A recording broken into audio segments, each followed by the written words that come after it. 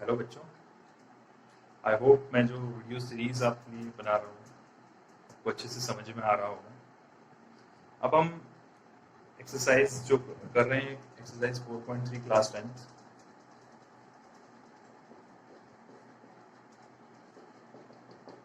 इसमें question number two try करेंगे और फॉर्मूला मेथड समझेंगे। प्रीवियस वीडियो लेक्चर में हमने समझा कि कंप्लीट द स्क्वायर मेथड को कैसे यूज करते हैं, कैसे किसी क्वेश्चन में अप्लाई करते हैं और सॉल्व करते हैं। इस वीडियो में हम फॉर्मूला मेथड देखेंगे।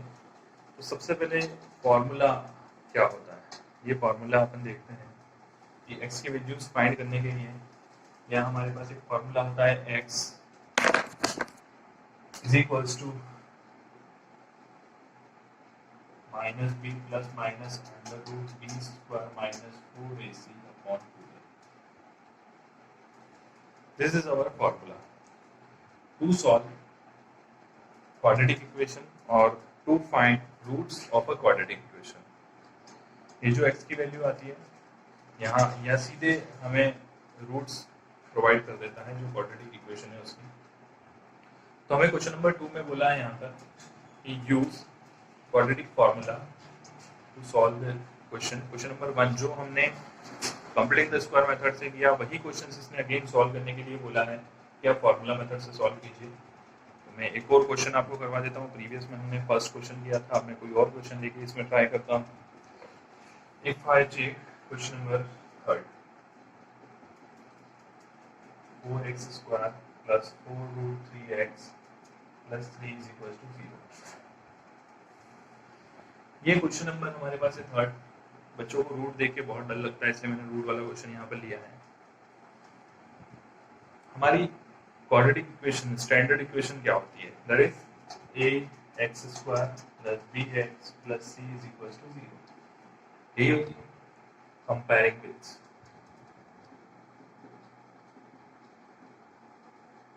ये फॉर्मूला कैसे आएगा, इस चीज का क्वेश्चन अगर आपके पास हो, ये चीज अगर दिमाग में आ रही है तो हम ये जो इक्वेशन है इसका स्क्वायर करके और इस फॉर्मूले को डिराइव कर सकते हैं।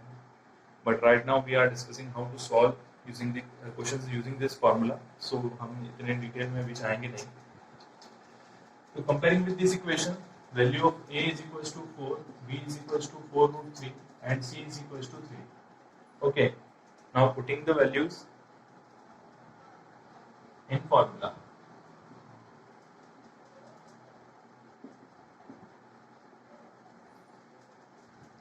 फॉर्मूले में पुट किया हमने।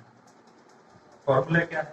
ये x is equals to minus b plus minus under root b square minus 4ac upon 2a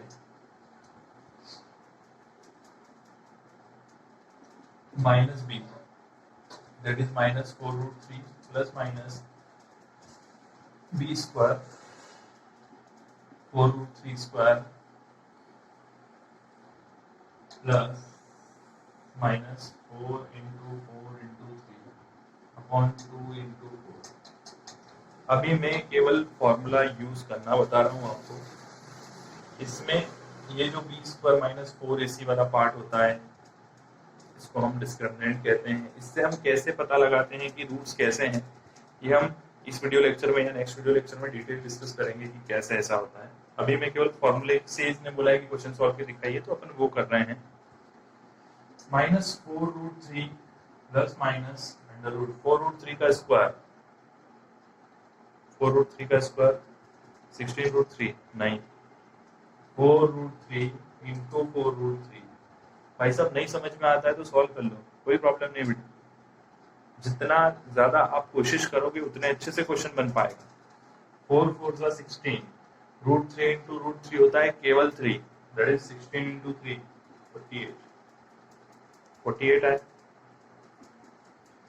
minus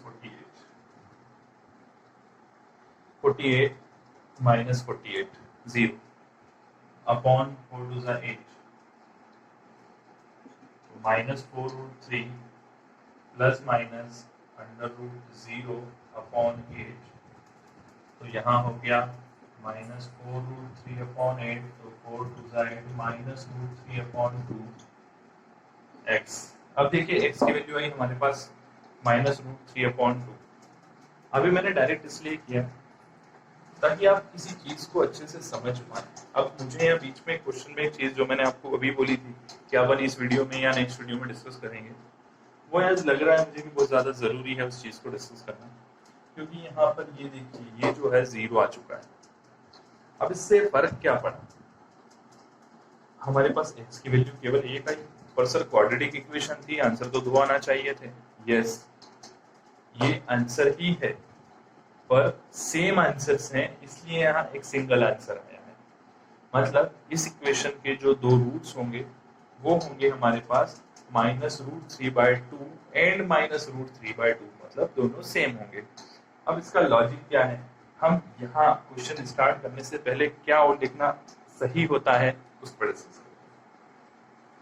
थोड़ा सा वापस बैक साइड पे अपन चलते हैं कि क्या किया हम लोगों ने। यहाँ पर हमने फाइंड किया डायरेक्ट फॉर्मूले में वैल्यू पुटअप करके। अब देखिए आप, मैंने अभी बोला था कि ये जो b² - 4ac ये होता है डिस्क्रिमिनेंट। डिस्क्रिमिनेंट मतलब b² - 4ac।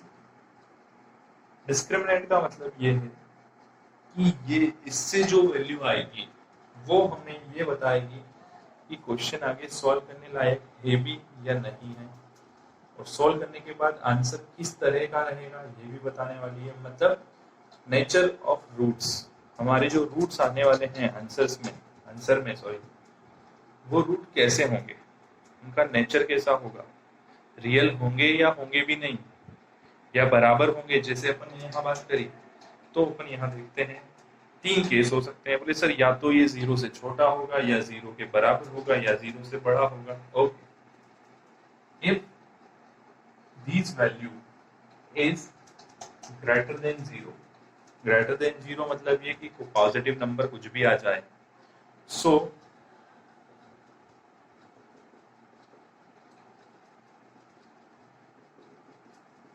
Nature of roots की बात कर रहे हैं, b² - 4ac is greater than 0। तो जब d ग्रेटर देन 0 होगा तो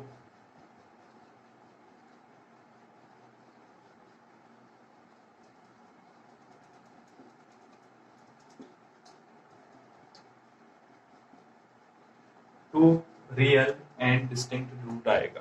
2 रियल और अलग अलग रूट आएंगे। क्यों आएंगे, देखो यहाँ 0 की जगह अगर कोई वैल्यू आती तो मुझे सॉल्व करना पड़ता, और सॉल्व करने के बाद एक बार मैं प्लस रखता और एक बार माइनस रखता। तो डेफिनेटली आप भी जानते हैं कि अगर जब दो एक बार मैं प्लस पुटअप करूंगा एक बार माइनस पुटअप करूंगा, प्रीवियस क्वेश्चन में भी हमने देखा है, तो 2 डिफरेंट वैल्यू आना ही है।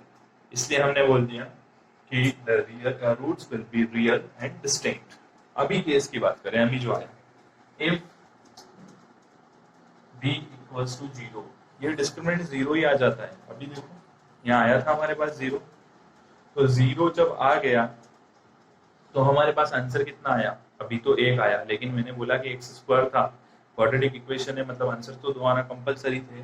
मतलब हम ये कहेंगे कि 2 real and equal roots, 2 real और इक्वल रूट्स होंगे, बराबर रूट होंगे। ये चीज देखो मैं क्वेश्चन जब स्टार्ट किया तब भी एक्सप्लेन कर सकता था, पर लॉजिकली मैथ्स के स्टूडेंट्स को कुछ सोचो थोड़ा कि लॉजिकली हमने उस चीज को पहले सॉल्व किया और उससे थोड़ा सा कंक्लूजन लेके आए। हम फॉर्मूले से पहले कंक्लूजन लेके आए कि हाँ सर ऐसा होता है, इसलिए थोड़ा लॉजिकली हम उस चीज को कर रहे हैं। थर्ड की हम बात करें, if d is less than 0। अब आप खुद सोचो, अगर रूट के अंदर माइनस की वैल्यू आ गई, क्या हमने आज तक सीखा है कि माइनस की वैल्यू रूट से बाहर हम कैसे निकालें? Normal value, positive numbers, integers को आप बाहर निकाल सकते हैं, होल नंबर्स को बाहर निकाल सकते हैं रूट से, पर क्या नेगेटिव वैल्यू को कर सकते हैं सॉल्व? नहीं, अभी तक नहीं सीखा। 11th में जब आप आएंगे तो उस चीज को आप अच्छे से समझ पाएंगे कि ये किस तरह से फिर कॉम्प्लेक्स वैल्यूज बन जाती हैं जब माइनस में आ जाता है तो, पर अभी हमने नहीं सीखा। तो इसलिए रियल तो नहीं हुआ ना, जो रियल वर्ड अपन बार बार यूज कर रहे हैं, रियल वैल्यूज तो नहीं आ रही है, कॉम्प्लेक्स आ रही है। तो हम यहाँ बोलेंगे कि नो रियल रूट्स, और नो रियल रूट होगा तो अगर ऐसी कोई कंडीशन आ जाती है तो आगे क्वेश्चन को हमें सॉल्व करने की जरूरत नहीं होगी। तो अब हमें इस क्वेश्चन में यहाँ जो हमने सॉल्व किया यहाँ पर एक स्टेप ऐड करना पड़ेगी जो हमने यहाँ पर किया है, ये जो हमने किया है। इधर यहाँ पे हम b² - 4ac की वैल्यू पुट अप करेंगे और वहां कहेंगे कि since d is 0 so the roots will be equal and real और the roots will be real and equal। Okay, तो मैं यहाँ आपको बता देता हूँ कैसे अपने को करना था। d² - 4ac, तो d हमने यहाँ पे निकाला b², देखिए b² कितना था 4√3 का square -4 × 4 × 3 that is 48 - 48, d is equals to 0, d is equals to 0। तो अब मैं यहाँ लिखूंगा so roots will be equal and real and equal लिख देता हूँ मैं।